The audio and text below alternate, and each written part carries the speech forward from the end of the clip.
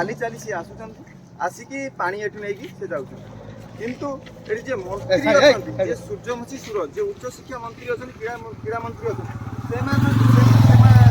ତାଙ୍କର ନିଘା ନାହିଁ କି ଏ ପଞ୍ଚାୟତର କୋଉଠୁ ଆସୁଛି ପାଣି, କୋଉଠୁ ନେଇକି ଯାଉଛନ୍ତି, ତାଙ୍କର ସେଠି ନିଧା ନାହିଁ। ଆମେ କିଛି କହୁନୁ, ଏଠି କିଛି ଅଛନ୍ତି ମାଉସୀ ମାନେ, ତାଙ୍କ କତୁରୁ ଆମେ ପ୍ରତିକ୍ରିୟା ନେବା, ସେ କ'ଣ କେମିତି ଅନୁଭବ କରୁଛନ୍ତି, କେତେ କିଲୋମିଟର ଦୂରରୁ ଆସୁଛନ୍ତି ପାଣି ନେବା ପାଇଁ, କ'ଣ ତାଙ୍କର ପ୍ରତିକ୍ରିୟା ଟିକେ ଆମେ ନେବା।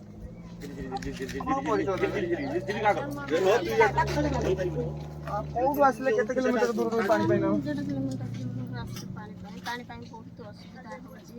ଆମର ଖରା ଗରମରେ ଆମେ ପାଣି ନେଇକି ଗଲାକୁ ଆମର ଅଂଶୁଘାତ କାଲି ଜଣେ ମଉସା ଆମର ପଡ଼ିଗଲେ ସେଠି ରୋଡ଼ ସାଇଡ଼ରେ, ସେ ପୁରୀ ବେହୋସ ଉପରେ ହେଇଗଲେ, ତାଙ୍କୁ ମେଡ଼ିକାଲ ନେଇକି ଗଲେ।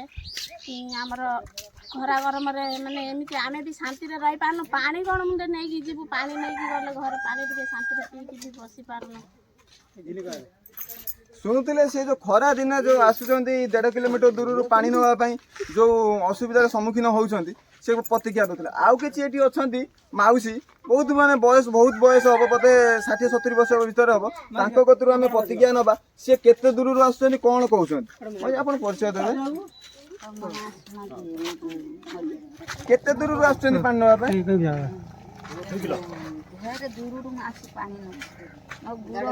କେତେ ବର୍ଷ ହେଇଗଲାଣି?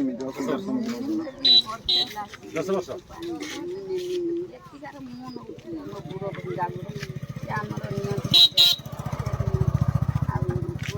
ଶୁଣୁଥିଲେ ସେ କ'ଣ କହୁଥିଲେ କି ଆମେ 1 ବର୍ଷ ହେଇଗଲାଣି ବୁଢ଼ୀ ମାଉସୀ ତାଙ୍କର ପାଣି ନେଉଛନ୍ତି। ଯୋଉ କଥାଟା ଆମେ କହିଥିଲେ କି ଯୋଉ ମଉସାଙ୍କର ସନ୍ଧ୍ୟା ଚାଲିକି ଯାଉଥିଲେ, ଅଂଶୁଘାତ ହଠାତ୍ ଧରି ପକେଇଲା, ତାଙ୍କର ଯୋଉ ମୁଣ୍ଡ ଘୁରେଇ ପଇଲା ପରେ ତାଙ୍କର ଯୋଉ ମୁଣ୍ଡର ଯୋଉ ଆଘାତ ଲାଗିଛି, ଏଇଟା ବହୁତ ଲଜ୍ଜାର କଥା। ଏ ମନ୍ତ୍ରୀ ଯୋଉ ଅଛନ୍ତି ଆମର ସୂର୍ଯ୍ୟମୁଖୀ ସୁରଜ, ଆମେ କିଛି କହୁନୁ। ଏଠି ଯୋଉ ପ୍ରତିକ୍ରିୟା ତ ଆମର ବୁଦ୍ଧିଜୀବୀ ମାନେ ଅଛନ୍ତି, ଯୋଉ ବୁଢ଼ା ମଉସା ଅଛନ୍ତି, ସେମାନେ କହୁଛନ୍ତି, ତାଙ୍କ ଭିତରେ ଆମେ ପ୍ରତିକ୍ରିୟା ନେବା। ସେ କ'ଣ କହୁଛନ୍ତି, କେମିତି କ'ଣ ହେଲା ମଉସା? ମୋ ଘର ଇଶାଣପୁର, ମୋ ଭାସ୍କର ମଳିକି। ମୁଁ ବର୍ଷେ ହେଲା ସେ ରାସ୍ତା ପାଖରେ ଘର କରି ରହିଲିଣି। ମୁଁ ପାଣି ପାଉନି। 1.5 କିଲୋମିଟର ଦୂରରୁ ପାଣି ସାଇକେଲ ଗଡ଼େଇ ଯା। ମୁଁ ସାଇକେଲରେ ପାଣି ଗଡ଼େଇ ଯାଉଛି। ମଝି ରାସ୍ତାର ପଛରୁ ବାଇକ୍ ଧକ୍କା ଦେଲା। ମୁଁ ସେଠି ପଡ଼ି ଧରିତେ ପାଇଲି। ଆଉ ତାପରେ ମେଡ଼ିକାଲ ଗଲି, ମେଡ଼ିକାଲ ମୁଣ୍ଡ ସ୍କାନିଂ କଲି।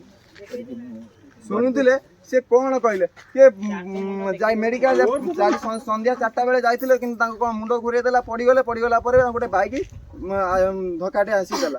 ତା କତରୁ ଆମେ ପ୍ରତିକ୍ରିୟା ନେଉଥିଲେ।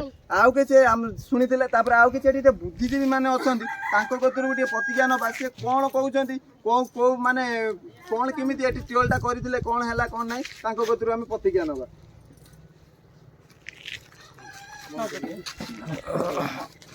ଆପଣ ପରିଚୟ ଦେବେ। ମୋ ନାମ ହେଲା ଯୋଗେଶ ମଲ୍ଲିକ, ଗ୍ରାମ ଇଶାଣପୁର, ପୋଷ୍ଟ ସାମେନ୍ଦ୍ରପୁର, ଜିଲ୍ଲା ବ୍ଲକ। କ'ଣ କେମିତି ଏବେ ସମ୍ମୁଖୀନ ହେଉଛନ୍ତି? ପାଣି 10 ବର୍ଷ ହେଲା ଏଠି 1.5 କିଲୋମିଟର ରାସ୍ତା ଆମର ଘର। ସେଠି ଆମେ 15 ଘର ଏଠି ବାସିନ୍ଦା ଅଛୁ। ସେଠି ଆମେ ଦୀର୍ଘ ଦିନ ପାଇଁ ସରପଞ୍ଚ, ୱାର୍ଡ଼ ମେମ୍ବର, ସ୍ୱାମୀ ସଭ୍ୟ, ଆଉ ଜିଲ୍ଲା ପରିଷଦ, ଆଉ କ୍ରୀଡ଼ାମନ୍ତ୍ରୀ ସୂର୍ଯ୍ୟବଂଶୀ ସୁରଜ ବାବୁଙ୍କୁ 3-4 ଥର ଆମେ ଆପ୍ଲିକେସନ ବେତାଳି ଗାଁ ହାଟପୁରରେ ନିଜେ ହାତ ଲିଖିତ ଆକାର ଦେଇଥିଲୁ। 4 ମାସ ତାଙ୍କୁ କହିଲେ କ'ଣ? ସେ କହିଲେ ଆମେ ଟିଏଲ୍କୁ ଆମେ ମାସେ ଭିତରେ ଟିଏଲ୍ କରିବୁ। ଉପନିର୍ବାଚନ ମତେ କହିଲେ 1 ମାସ ଭିତରେ ଆସିଲେ